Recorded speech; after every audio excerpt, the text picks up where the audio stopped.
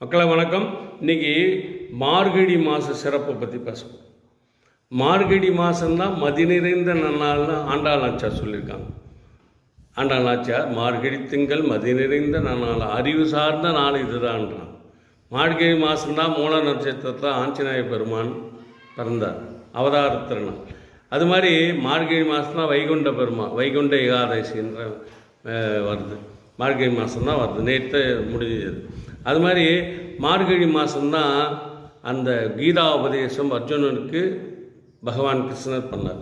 கீதா உபதேசம் நிகழ்ந்தது இப்போ தான், இந்த மாதம்தான். அது மாதிரி மகாபாரத யுத்தம், தர்மத்துக்கும் அதர்மத்துக்கும் சண்டை, தர்மம் ஜெயிக்கணும்னு பகவான் கங்கணம் கட்டி கொண்டு வாழ்ந்தார். இந்த மாதத்தில் தான் அந்த போரே ஆரம்பமானது. மகாபாரத யுத்தம் ஆரம்பமானது இப்போ தான்.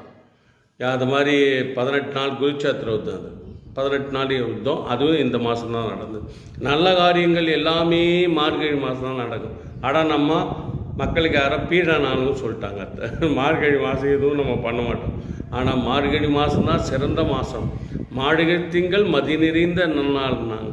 நீராட பொதுவீர் பொன்னுடைய சீர்மல்கும் மால்வாதி செல்வ சிறுமிகால், அது பாடல் திருப்பாவையில்.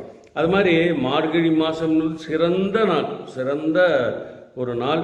அந்த நாளிலே நீங்கள் காலையிலே எழுந்து நீராடி பகவானை பிரார்த்தித்தால் உங்களுடைய கஷ்டங்கள், உங்களுடைய செல்வம் சேரும். உங்களுக்கு கஷ்டம்லாம் முடிஞ்சிடும். வாழ்க்கையில் நல்லா பண்ணலாம். குழந்தைங்களை காலையில் எழுப்புங்க. மார்கழி மாதம் பதிகங்கள் பாட சொல்லுங்கள். அதுக்கு அறிவு வரும். அறிவு மார்கழி திங்கள் மதி நிறைந்த நாள் அல்லவா, அறிவு வரும், சக்தி கிடைக்கும், நல்லா படிக்கும் குழந்தைங்க, செல்வம் சேரும் மார்கழி மாதம். அதனால் தயவுசெய்து காலையில் எழுப்பி படிக்க சொல்லுங்கள். வணக்கம்.